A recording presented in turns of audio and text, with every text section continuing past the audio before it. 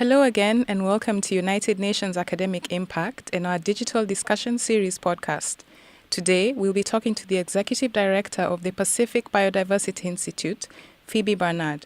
She is a conservation and global change biologist, behavioral ecologist, and sustainability strategist.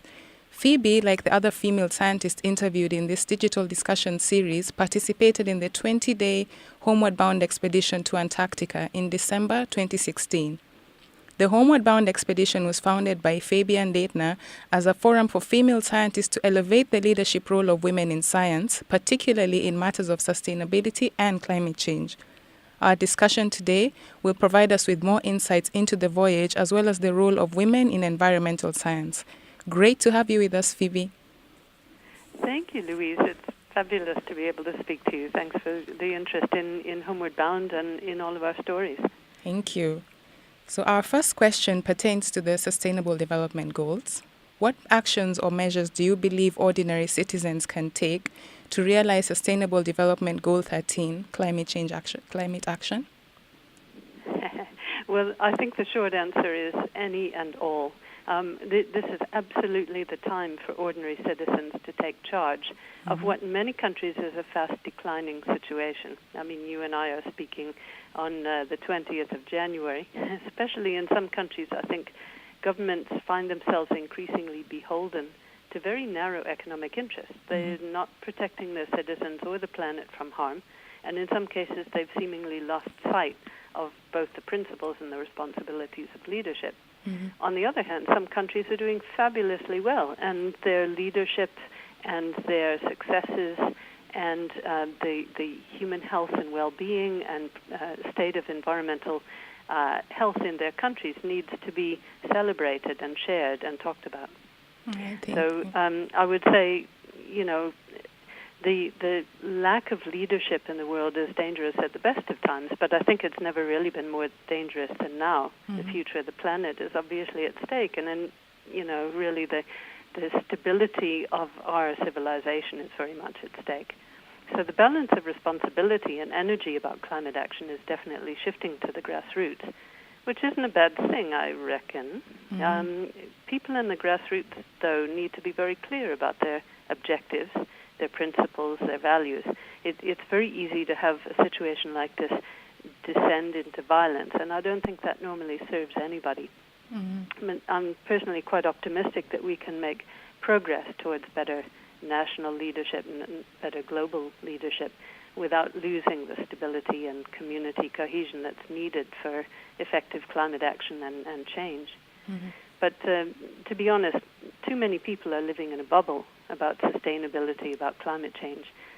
For many people, these matters don't enter their heads at all, and they've really been lulled into complacency. It's a huge challenge for us. So we need to make significant efforts to encourage people to understand and get active on the issue. The reality, though, is, and I have a science background myself, people generally don't want more facts. They really want inspiration. They want to be able to connect with their hearts on the choices that we all face for the future. So this is a time where I think not only do we scientists have to stop speaking like scientists, but also teachers, writers, filmmakers, artists, religious leaders, just about everybody have an important role to play. But as far as what people can do, I think it's very important for them to be active in whatever role they feel they have. They, can improve the energy efficiency of their home or their transport. They can make a conscious decision to eat more locally grown food, to eat less meat, or maybe no meat at all. They can share inspiration and lessons through their neighborhood groups, their faith communities, schools, within their families. They can grow businesses or support businesses that contribute to a low-carbon economy. And all the small and traditional stuff like changing light bulbs and recycling and planting trees. Don't let anyone tell you that that's not important. None of these things is enough on its own, but together it will create a really powerful tipping point. And so we need to use all of the weapons in our arsenal. I really feel there's no time to waste. Yeah, that's great advice. Now, moving away from the SDGs to your work in environment and experiences, could you give us your take on the similarities and differences, if there are any, in environmental conservation efforts in Africa and in America since you've worked in both continents? Well, the conventional answer is that they're very different kinds of things. That people in Africa are too busy with the hard realities of finding food, finding jobs, dealing with illiteracy and violence to care too much about the environment. To some extent that's true, but it's true on both continents. It's true everywhere in the world. I don't really subscribe to the conventional view because I honestly feel that reality is both more complex and much more interesting. It depends on what we're talking about. Environmental conservation isn't, just about saving rhinos or lions or elephants. I found that people across Africa do generally care about species and their own heritage of their countries at some level. I would say probably most people on both continents don't want to be physically threatened by predators. They don't want to have their livelihoods undermined by perceived competition or threats from other species, whether it's in North America maybe coyotes or wolves, and in Africa maybe it's elephants or locusts or quilias. So, I feel environmental conservation is more about protecting land and water from degradation, protecting biodiversity from overexploitation, protecting natural resources generally from privatization in a way that we're finding is disenfranchising both biodiversity and people. And honestly, on both continents, the real problem is often the economy and poor political leadership. So I feel that the two continents are more alike than some people might feel. Some people on both are very actively engaged in conservation, whether it's their jobs, whether they're volunteer citizen scientists, whether they're protesters, whether they're policy analysts. I think reality is very interesting and very complex in both places. Yeah, that's very true. So now you're transitioning into a new, more managerial role as Executive Director of the Pacific Biodiversity Institute. What will you miss most about your previous positions? Well, I'm certainly going to miss the warmth and the sunshine of Africa. I've been living in southern Africa for 33 years, and that's a big, big chunk of my life because I'm 55 now. But I'm keeping one foot on that continent with my students and postdocs. I suppose I'll probably miss the direct input into policy that I had while working for governments in Africa, particularly the Namibian government. But I really love change, so I'm definitely embracing it.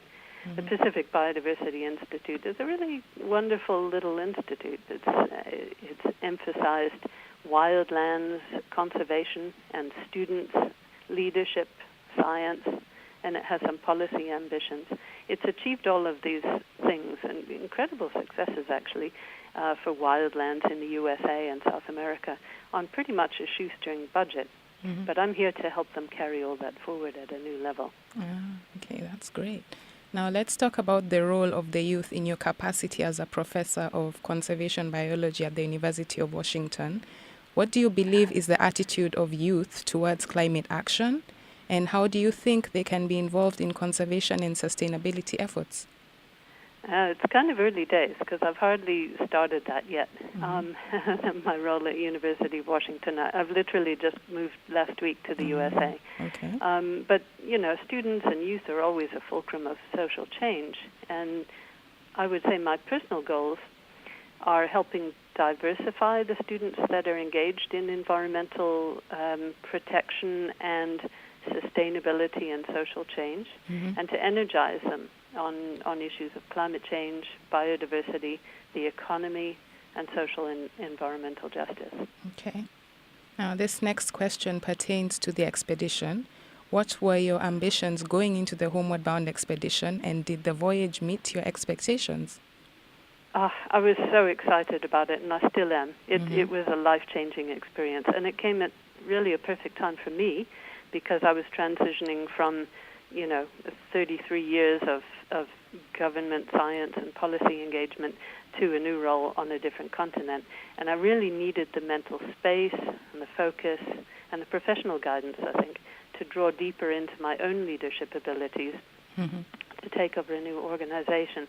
And it met my expectations. It totally exceeded my expectations. It was a wonderful privilege. I do feel quite strongly that women can and should take the lead in driving environmental and social justice. Most women's voices, I would say, are better attuned, often far better attuned to those values than the voices of at least many prominent men in politics and science and business. But that said, I feel pretty strongly that Homeward Bound is actually about cultivating the feminine qualities of leadership in everyone, men and women, ultimately. The qualities of long-term vision, of collective benefit, of teamwork, of achieving a society where people and the planet actually matter in the economy and in society. So I found it completely life-changing, and I'm hugely grateful for the opportunity and the privilege. Yeah, it sounds very exciting. Now, our last question. What advice would you like to offer to aspiring female environmental and conservation scientists? Yeah, golly. I would say this to everybody, but I would certainly say it especially to women. First of all, be prepared to take risks.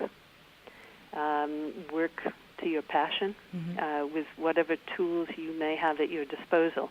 You may work in science, you may work in writing, you may work in policy analysis, you may work in media. Find your niche and work with passion at it, particularly for women. Breathe deeply. Take care of yourself first. We often tend to get burnt out trying to take on the mantle of saving the planet, and we don't look after ourselves. I know perfectly well myself how easily this can happen. Keep your personal power when things get demoralizing, because sometimes they do. You have to expect it. You have to let it not defeat you. And be prepared to work hard and try again. Just keep at it. Try to earn a Nobel Prize for persistence, because the planet and our society need you now more than ever before. All right. On that note, I'd like to thank you, Phoebe, for your invaluable insights and for making the time to be with us here today. Thank you so much. Thank you, Louise. It's been a pleasure to talk to you. Thanks. For more information about the Homeward Bound expedition, please visit homewardboundprojects.com.au. Thank you for joining UNAI in our Digital Discussion Series podcast. To learn more about UNAI and our activities, visit our website at academicimpact.un.org or join the conversation on social media at ImpactUN.